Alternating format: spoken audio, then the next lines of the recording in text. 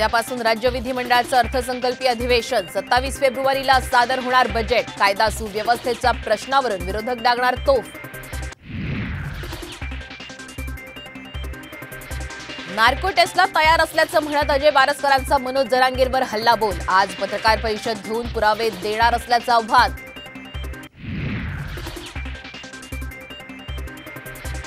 आज अंतरवाली सराटीत महत्त्वाची बैठक। राज्य सरकारचं षडयंत्र उघड करणार असल्याचा जरांगेंचा दावा, तर आजपासून राज्यभरात धरणं आंदोलनाचा इशारा।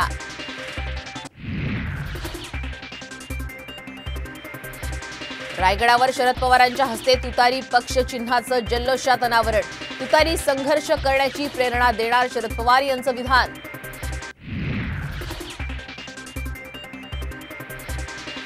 चाळीस वर्षांनंतर तरी शरद पवार रायगडावर गेलेत।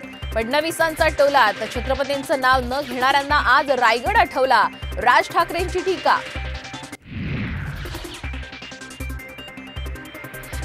ईव्हीएमचं बटन दाबल्यावर मत कुठे जातं हे कळत नाही। राज ठाकरेंचं मोठं विधान, तर राज यांची भूमिका सतत बदलत असते। फडणवीसांचा टोला।